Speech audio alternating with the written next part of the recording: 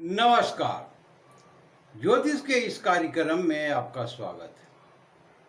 आज हम जिस विषय पर चर्चा करने जा रहे हैं वो है ऊंचे कुल की स्त्री प्राप्ति योग, अर्थात उनका विवाह, जिस भी जातक या व्यक्ति के जन्म कुंडली में ये योग होते हैं उनका विवाह ऊंचे कुल में होते, ऊंचे कुल की स्त्री प्राप्त होते। तो ये जन्म कुंडली में किस प्रकार से ये योग बनते हैं इसे जानने और समझने का प्रयास करेंगे। यदि किसी भी जन्म कुंडली में लग्न से अधिक सप्तमेश बलवान हो तो ये योग बनते हैं। बलवान की स्थितियां क्या होती है? या तो केंद्र में हो, स्वगिरी हो, त्रिकोण में हो या उच्च के हो, या नवांश में स्वगिरी हो या उच्च के हो, तो ये योग बनते हैं।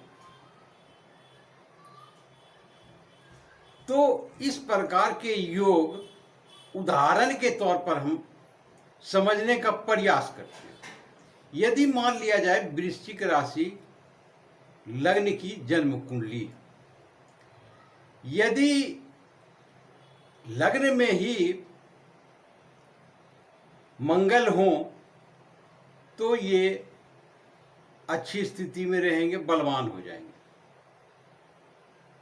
वैसी स्थिति में सप्तमेश का बनना, अर्थात कहें तो दोनों में टकराव हो जाएंगे और उसे समझना थोड़ा कठिन हो जाएगा कि दोनों में से बलवान कौन है। तो हम सामान्य स्थिति में लेकर इसे समझते हैं।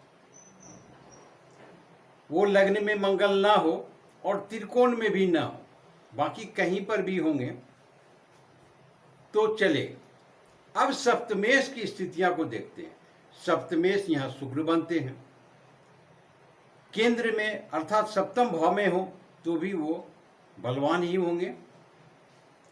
त्रिकोण में आ जाते हैं, यदि नवम भाव में हो तो केंद्र का स्वामी यदि त्रिकोण में हो तो भी बलवान होते हैं। यदि पंचम भाव में हो तो वहां मीन राशि है, शुक्र मीन राशि में उच्च के हो जाते हैं। तो ये दोनों स्थितियां इस प्रकार की जो बनेगी, तीन स्थितियां, एक केंद्र में स्वगिरी और दोनों त्रिकोण में, तो इस प्रकार की स्थितियां शुक्र को बलवान करते हैं। नवांश में भी यदि अच्छी स्थिति हो, स्वगिरी हो या उच्च के हो, तो अति बलवान हो जाएंगे। और इन पर शुभ ग्रह की दृष्टि हो तो या तो सामने शुभ ग्रह शुक्र या चंद्रमा की सातवीं दृष्टि होती है, गुरु है तो नौवीं दृष्टि से, सातवीं दृष्टि से या पांचवीं दृष्टि से देख रहे हों शुक्र को, तो ये अति बलवान हो जाएंगे। और ये स्थितियां उच्च कुल की स्त्री प्राप्ति योग बनाते हैं। तो ये था एक छोटा सा वीडियो। आशा करता हूं आप पूर्णतः समझ गए होंगे। आपने वीडियो देखा इसके लिए शुक्रिया, धन्यवाद।